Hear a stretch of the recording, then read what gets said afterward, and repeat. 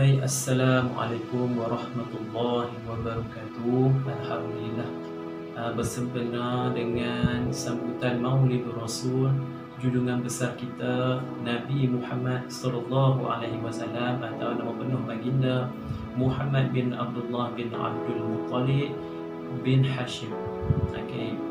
Baginda Nabi Muhammad sallallahu alaihi wasallam lahir pada bulan Rabiul Awal, hari Isnin, bersamaan dengan tahun gajah.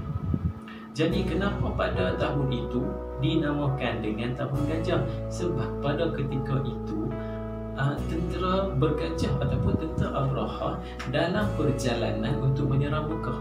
Jadi ketika perjalanan nak menyerang Mekah tu, dengan izin Allah Subhanahu wa taala, Allah utuskan sekumpulan burung ababil yang terbang tinggi dari segenap penjuru pada kelajuan yang berbeza, dengan membawa batu yang berbeza. Batu itu pula dicampur dengan tanah yang pecat yang dibakar dengan sinaran matahari yang terik.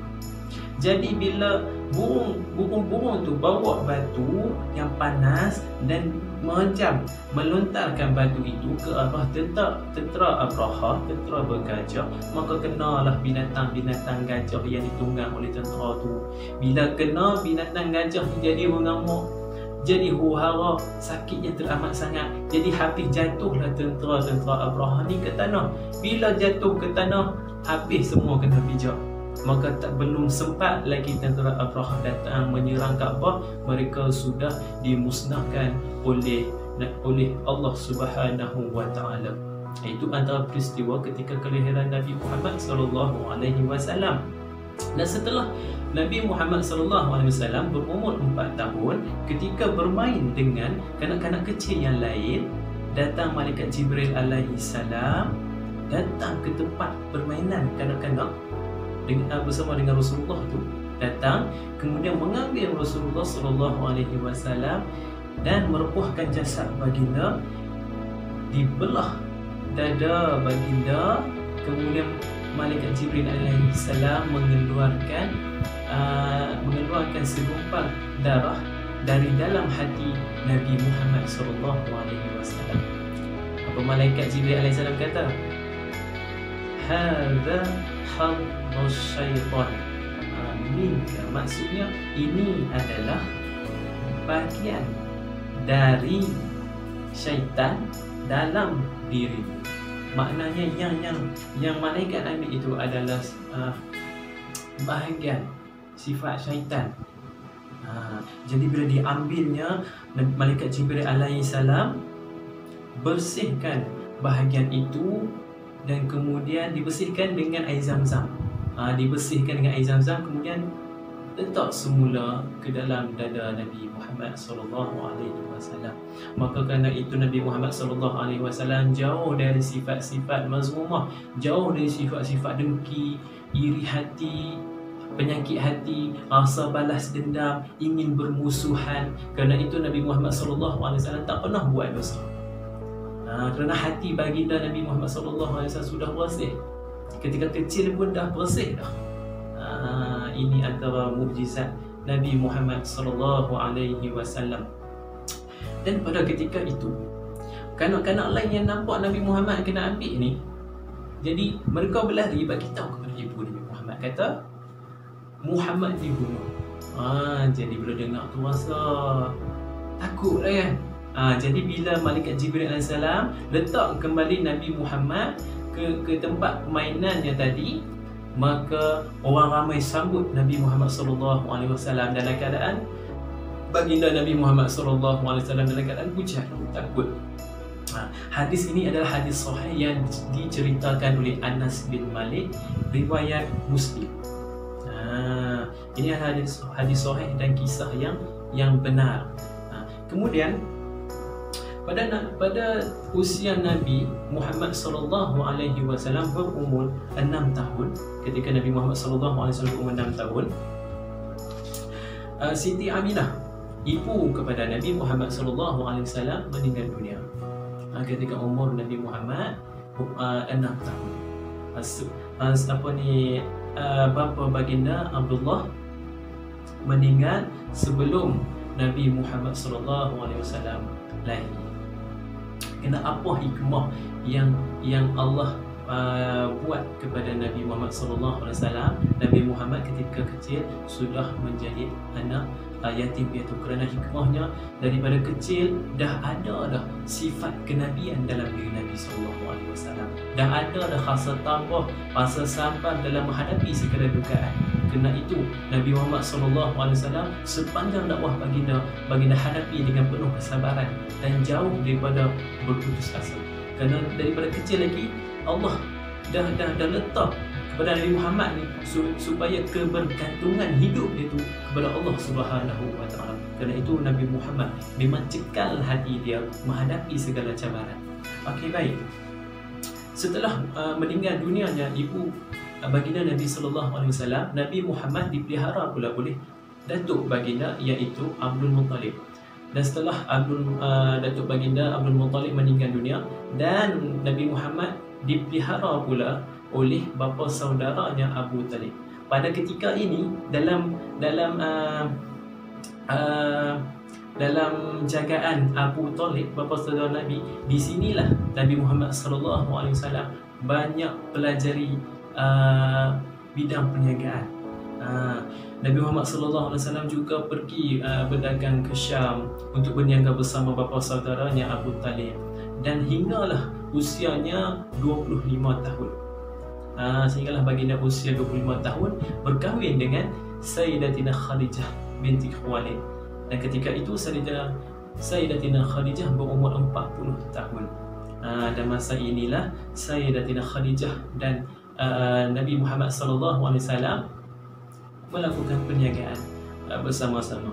Baik, setelah baginda Nabi Muhammad SAW 10 tahun kemudian, Nabi Muhammad SAW berumur 35 tahun. Pada ketika ini Nabi Muhammad dikenal sebagai Al-Amin.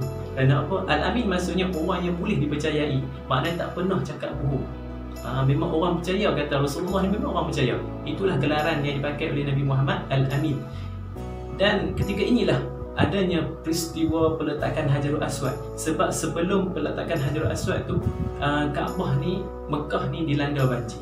Jadi pembesar Quraisy ni berkelahi, siapa yang nak letak Hajarul Aswad ni di penjuru Kaabah. Jadi datangnya Rasulullah dengan takdir Allah SWT, datangnya Rasulullah. Kemudian pembesar Quraisy nampak, inilah Al-Amin yang boleh kita ambil sebagai hakim, siapa yang nak letak. Jadi apa kata Rasulullah? Rasulullah kata, okey, Rasulullah ambil kain serbannya, kain serban baginda. Kemudian setiap pembesar Quraisy itu pegang pada penjuru kain itu, kemudian angkat sehingga ke Kaabah. Kemudian Rasulullah sendiri ambil Hajarul Aswad dan letak Hajarul Aswad pada penjuru Kaabah. Itu antara keadilan yang Rasulullah buat dan antara kebijaksanaan Rasulullah macam mana untuk menghadapi pertelingkahan antara pembesar-pembesar Quraisy. Okey, baik. Setelah itu 5 tahun kemudian, Nabi Muhammad SAW menerima wahyu yang pertama. Di mana? Di Gua Hira. Ini memang kebanyakan semua orang tahu di mana, di Gua Hira. Dan ketika di Gua Hira tu datanglah malaikat Jibril alaihissalam menyampaikan wahyu yang pertama kepada Nabi Muhammad sallallahu alaihi wasallam, iaitu surah Al-Alaq ayat 1 hingga 5. Dan bermulalah pada ketika itu, pada umur 40 tahun, baginda Nabi Muhammad SAW menyampaikan dakwah, menyebarkan Islam kepada seluruh umat manusia selama 23 tahun. Lama, sepanjang dakwah Rasulullah, berbagai cabaran yang Rasulullah dah hadapi bersama dengan para sahabat. Dan selepas itu, selepas umur baginda 63 tahun, maka ketika tahun itulah baginda Nabi Muhammad SAW kembali kepada Allah Subhanahu wa taala. Pada umur baginda Nabi Muhammad SAW umur 63 tahun. Dan di mana Rasulullah wafat? Rasulullah wafat di rumah Sayyidatina Aisyah radhiyallahu anhu, di pangkuan Sayyidatina Aisyah radhiyallahu anha. Maafkan saya, Sayyidatina Aisyah radhiyallahu anha. Ketika di pangkuan tu, di pangkuan Sayyidatina Aisyah dan di rumah Sayyidatina Aisyah, baginda Nabi SAW. Dan pesanan Nabi Muhammad SAW sebelum baginda wafat adalah solat, berkaitan dengan solat. As-salatu wa ma malakat aymanukum. Maksudnya apa? Peliharalah solat dan hamba-hamba yang kamu miliki. Ini pesanan Rasulullah kepada kita umat Nabi Muhammad SAW adalah untuk menjaga solat itu. Dan selepas itu, maka Rasulullah ucapan 3 kali ni Rasulullah ucapkan adalah Allahumma rafiqul a'la. Sebanyak 3 kali, Allahumma rafiqul a'la, Allahumma rafiqul a'la. Maksudnya, ya Allah, kekasih yang tertinggi. Itu ucapan Nabi Muhammad SAW sebelum baginda wafat. Kembali kepada Allah Subhanahu wa ta'ala. Sallallahu ala Muhammad, sallallahu alaihi wasallam, sallallahu ala Muhammad, sallallahu alaihi wasallam. Ya Nabi salam alaika, ya Rasul salam alaika, ya Habib salam alaika, salawatullah alaika.